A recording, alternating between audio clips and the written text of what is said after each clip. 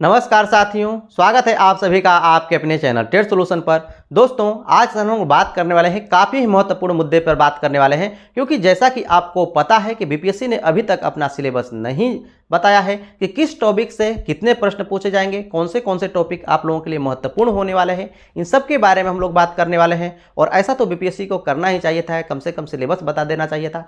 कुछ भी नहीं करता तो एक सैंपल पेपर ही दे देता कि नहीं देखिए ऐसा ही सैंपल पेपर होगा और ऐसे ही प्रश्न पूछे जाएंगे, इस टॉपिक से इतने प्रश्न आपसे पूछे जाएंगे। लेकिन ऐसा कुछ भी नहीं किया है। इन सबको देखते हुए हम लोग बात करने वाले हैं कि बीपीएससी आपसे कैसा प्रश्न पूछेगा, किस टॉपिक से कितने प्रश्न इसके होने वाले हैं, कौन से टॉपिक में स्कोरिंग करना आप लोगों के लिए आसान होने वाला है और किससे आप आसानी से कट ऑफ अपना पार कर सकते हैं। तो चलिए बिना विलंब के हुए आज सेशन को हम लोग शुरू करते हैं और देखते हैं कौन से टॉपिक से बीपीएससी आपसे कितना प्रश्न पूछने वाला है। और दोस्तों, यदि अभी तक आप चैनल को नहीं सब्सक्राइब किए हैं, चैनल पर नए हैं तो जरूर सब्सक्राइब कर दीजिएगा। एक आवश्यक सूचना, दोस्तों आप लोगों का बार बार कमेंट आ रहा था कि सर कौन से प्रैक्टिस सेट से हम लोग प्रैक्टिस करें, कौन सा प्रैक्टिस सेट काफ़ी बेहतरीन रहने वाला है। तो दोस्तों, किरण पब्लिकेशन की तरह आपको बिहार प्रतिभा प्रकाशन की ये बुक आप लोगों के लिए काफ़ी बेहतरीन रहने वाली है। सामान्य अध्ययन और भाषा से आपको ये प्रैक्टिस सेट है, जो कि आपको रफ्तार प्रैक्टिस सेट के नाम से आपको मार्केट में कहीं भी मिल जाएगी। और दोस्तों, मैं आपको बता दूँ कि बीपीएससी ने आपको 5 ऑप्शन कर दिया है, तो ये 5 ऑप्शन पर आधारित आपको प्रैक्टिस सेट है। और जैसा कि आप देख सकते हैं कि इसमें सभी के सभी क्वेश्चंस में आपको 5 ऑप्शन आपको मिलेंगे और साथ साथ इनका आपको बेहतरीन एक्सप्लेनेशन भी आपको मिलेगा। और बुक के अंत में आपको मैं बता दूं कि ओएमआर शीट भी आपको मिलेंगे। बुक में आपको जितने प्रैक्टिस सेट हैं उतने आपको ओएमआर शीट भी आपको मिलने वाले हैं। तो ये बुक आप लोगों के लिए काफ़ी बेहतरीन रहने वाली है। उसी प्रकार से आपको भाषा के बारे में बात करें तो उसमें भी आपको 5 ऑप्शन मिलेंगे, तो ये बुक आप ले सकते हैं। क्लास 1 to 5 कहाँ से कितना पूछेगा बीपीएससी, इसके बारे में हम लोग बात करने वाले हैं, ताकि आप लोगों का सिलेक्शन पक्का हो जाए। तो दोस्तों, आपको पता होना चाहिए कि एलिमेंट्री मैथ से निश्चित रूप से आपको प्रश्न पूछा ही जाने वाला है। जैसा कि आप सीटेट वगैरह सब में आपने एलिमेंट्री मैथ पढ़ा है, तो एलिमेंट्री मैथ से आपको प्रश्न पूछे जाएंगे। यदि आप सीटेट पेपर 2 तक का मैथ अच्छी तरह से पढ़े हैं तो कहीं भी आपको कोई तकलीफ नहीं होने वाला है। तो हम लोग बात करें कि इससे कितने प्रश्न पूछे जाएंगे, तो 20 से 25 क्वेश्चन निश्चित रूप से इससे पूछने वाले हैं। और ये एलिमेंट्री मैथ आप लोगों के लिए काफ़ी ही महत्वपूर्ण होने वाला है। यदि इसमें आप स्कोरिंग कर लेते हैं तो क्या मैथ का तो पूछना है क्या, जिसको मैथ के बारे में जानकारी है 25 में 25 अच्छी तरह से स्कोरिंग कर सकता है। जिसको रीजनिंग के बारे में जानकारी है, रीजनिंग में भी आपको पूरे का पूरा अंक ला सकता है। तो इसमें आपको कितने पूछे जाने वाले हैं, तो निश्चित रूप से आपको 15 से 20 मार्क्स के आपको क्वेश्चन पूछे जाएंगे, अर्थात 15 से 20 क्वेश्चन आपको पूछे जाएंगे। आपको ध्यान देना होगा कि यदि आप एक क्वेश्चन सही करते हैं तो 1 अंक मिलेंगे, और यदि एक क्वेश्चन गलत कर देते हैं, यदि इसी क्वेश्चन को गलत कर देते हैं तो 1/4 अंक आपके कट जाने वाले हैं। ऐसी ही 4 गलतियां करेंगे तो 1 अंक आपका खत्म हो जाने वाला है। ये बातें आपको ध्यान देना है। हम लोग बात करने वाले हैं कि साइंस से आपको कहां से कितने प्रश्न पूछे जाएंगे, तो आपको ध्यान दीजिए, साइंस से भी आपको प्रश्न पूछे जाएंगे, अच्छे खासे प्रश्न पूछे जाएंगे। और साइंस में आपको फिजिक्स से भी प्रश्न पूछा जाएगा, केमिस्ट्री से भी पूछा जाएगा और बायोलॉजी से भी पूछा जाएगा। लेकिन इन सब में सबसे अधिक आपको बायोलॉजी से प्रश्न पूछा जाएगा, इस पर आपको कमांड होना चाहिए। और इन तीनों को मिलाकर के लगभग आपको 15 से 20 क्वेश्चन इससे भी आपको पूछे जाने हैं। तो ये बातें आपको ध्यान देनी है और इसकी भी अच्छी तरह से प्रिपरेशन आपको करना है। फिजिक्स से आपको कम क्वेश्चन पूछे जाएंगे, केमिस्ट्री से कम क्वेश्चन पूछे जाएंगे, मैक्सिमम क्वेश्चन तक कहने का अर्थ है कि 10 क्वेश्चन तक मिनिमम आपका है कि बायोलॉजी से पूछे ही जाएंगे। तो जो बायोलॉजी पढ़े हैं, बायोलॉजी पर कमांड है, निश्चित रूप से आप इसे पढ़ सकते हैं। हम लोग बात करने वाले कट ऑफ आप कैसे आसानी से पार कर सकते हैं, किस किस सब्जेक्ट को चुन करके, तो आप अंत तक जरूर बने रहिएगा। हम लोग अब बात कर लेते हैं कि हिस्ट्री से आपको कहां से कितने प्रश्न आपको पूछे जाएंगे। तो दोस्तों, हिस्ट्री से आपको प्रश्न पूछे जाएंगे। हिस्ट्री आपको मॉडर्न हिस्ट्री और एंशिएंट हिस्ट्री दोनों से आपको प्रश्न पूछे जाएंगे, और लेकिन आपको इनमें सबसे अधिक आपको प्रश्न मॉडर्न हिस्ट्री से पूछा जाने वाला है। भारतीय राष्ट्रीय आंदोलन से आपको प्रश्न पूछे जाएंगे, तो इस पर भी आपको कमांड होना चाहिए। हम लोग बात करें कि हिस्ट्री से कितने प्रश्न पूछे जाएंगे, तो निश्चित रूप से आपका यहां पर प्रश्न पूछने के बारे में बात करें तो 20 से 25 प्रश्न आपको निश्चित रूप से यहां से मिल जाएंगे। तो जिसका हिस्ट्री पर कमांड है उनको आपको काफ़ी बेहतरीन होने वाला है। लेकिन जो मैथ साइंस से आपको हैं बच्चे, उनके लिए हिस्ट्री काफ़ी ही दुखदाई होता है। तो आपको यहाँ पर दुखदाई होने से काम नहीं चलेगा, आपको यहाँ मेहनत करना पड़ेगा, और मेहनत करके किसी भी प्रकार से आपको स्कोरिंग करना पड़ेगा। और हम लोग बात कर रहे थे ज्योग्राफी का, तो ज्योग्राफी भी आपको हिस्ट्री से कमज़ोर नहीं है, मैथ से कमज़ोर नहीं है। तो ज्योग्राफी से भी आपको प्रश्न पूछे जाएंगे और 20 से 25 क्वेश्चन निश्चित रूप से आपको पूछे जाने वाले हैं, ठीक है ना। तो ज्योग्राफी भी आपको देखना जरूरी होगा।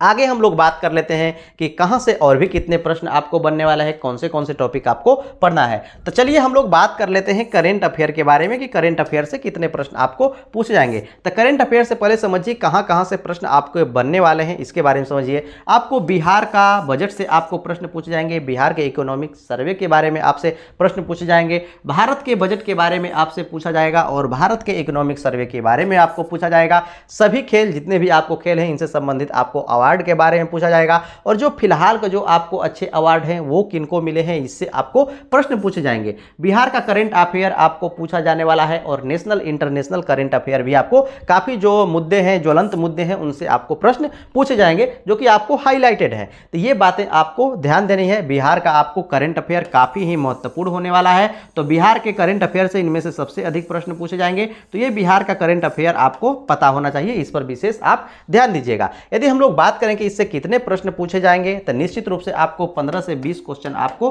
पूछे जाने वाले हैं। करंट अफेयर से भी आपको प्रश्न पूछे जाएंगे। आगे हम लोग बात कर लेते हैं कि सोशल साइंस से आपको कितने प्रश्न पूछे जाएंगे।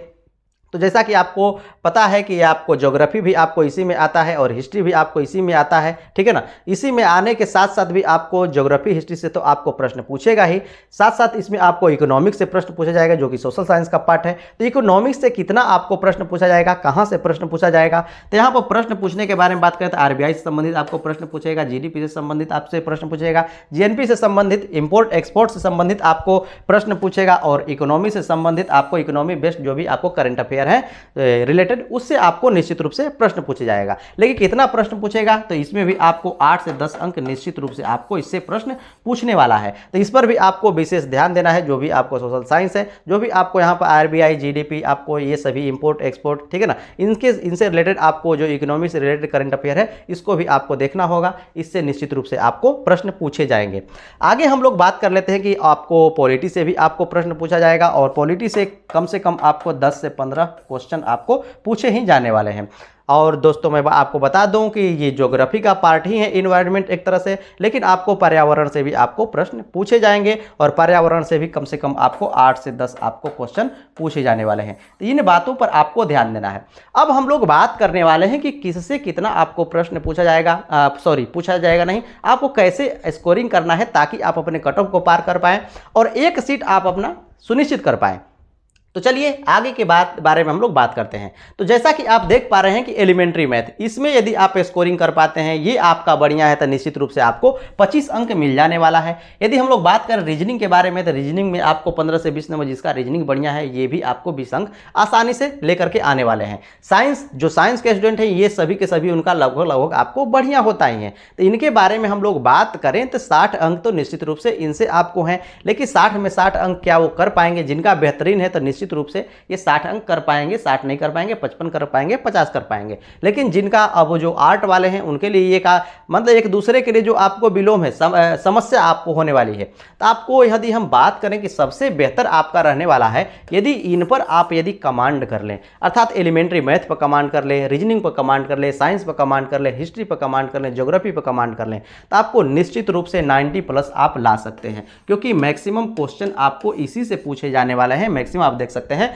कि 25 आपका 50 और ये आपका यहाँ पर देख सकते हैं 75 और यहाँ पर आप देख सकते हैं 30। तो आपको कितने अंक हो जाने वाले हैं? 105 आपको हो जाने वाला है। और जिनका ये सभी पर आप कमांड कर लेते हैं तो 90+ आपका यहाँ पर आने वाला है। तो 90+ आपको चाहिए नहीं, लेकिन आपको इतना आसानी से आने वाला भी नहीं है कि 90+ इतनी आसानी से आप ला सकते हैं, क्योंकि ये सिलेबस आपको देखने में तो 2 अक्षरों में आपको लिख दिया गया है, 2 शब्दों में, लेकिन ये सिलेबस इतना आसान भी आपको नहीं है।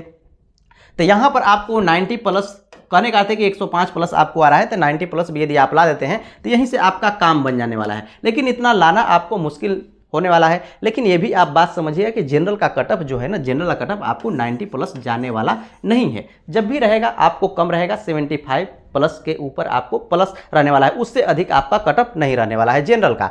और अदर कैटेगरी के बारे में बात करें तो वो आपको काफ़ी नीचे रहने वाला है, क्योंकि इसका सिलेबस इतना लंबा चौड़ा है। जो बच्चा इससे पहले ये सभी कुछ नहीं पढ़ा है उसके लिए काफ़ी, आपको न कभी इतिहास पढ़ा है बच्चा, ज्योग्राफी हल्की फुल्की पढ़ी है, थोड़ी बहुत साइंस पढ़ी है, रीजनिंग कभी भी आपको विशेष तौर पर नहीं पढ़ा है, तो वो बच्चा कैसे स्कोरिंग कर पाएगा। साथ साथ यहाँ पर करंट अफेयर है, उसी के साथ साथ आपको यहाँ पर सोशल साइंस, बहुत सारे आपको टॉपिक इसमें आकर के जुड़ जाने वाले हैं, तो काफ़ी मुश्किल होने वाला है। तो बहुत लोगों के अभ्यास में ये चीज़ें नहीं है, तो इसलिए आपको जो ये कटअप है, कटअप भी आपको इतना ऊपर नहीं जाने वाला है। लेकिन आपको ये भी ध्यान देना है कि जो इसमें फॉर्म के बारे में बात करें तो 7 लाख के इर्द गिर्द आपको फॉर्म है, तो आपको अपना प्रिपरेशन इस 7 लाख में से एक को आपको निकलना है। इस 7 लाख में से 80,000 को बाहर होना है ना, तो इस 7 लाख को आपको देखना है और इसको देखते हुए आपको अपना प्रिपरेशन करना है कि हमारी जो लड़ाई है इस 7 लाख में, इस 80,000 में आपकी लड़ाई नहीं है, इस 7 लाख में लड़ाई लड़ करके एक सीट आपको अपना लाना है। तो उसके लिए आपको अपना हौसला बुलंद रखना होगा और 90 प्लस की ओर आपको सोचना होगा और इन 4 टॉपिक पर आपको विशेष कमांड करना होगा।